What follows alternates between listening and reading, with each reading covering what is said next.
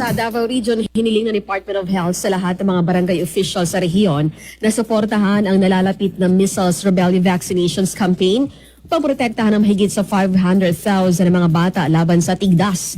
Hiniling din ng DILG Region 11 sa mga magulang at barangay officials na tumulong sa gagawing vaccination simula January 19.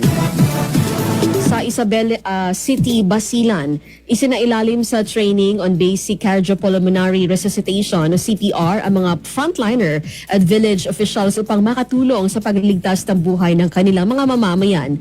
Ayon sa isang health professional, dahil sa kawalan ng sapat na health facility sa mga liblib na lugar, mahalagang may alam ang mga barangay official at workers na gumawa ng CPR sa pasyenteng hirap huminga o kaya nalunod sa ilog o sa dagat. Sa Davao del Norte, inanunsyo ng DPWH na magpapatayo ito ng dagdag na silid-aralan sa Talaengod upang maging komportable ang mga mag-aaral na mga bata. Karamihan dito ay mga katutubo. Ito ay popondohan ni First District Representative D. Carlo Uy. Ang paaralan ay itatayo sa Barangay Dagohoy, isa sa mga tinatawag na geographically isolated area. Sa Valencia City, Bukidnon, maraming kawani ng city government ang nagpositibo sa illegal drugs matapos ang isinagawang surprise drug test sa mga LGU employees.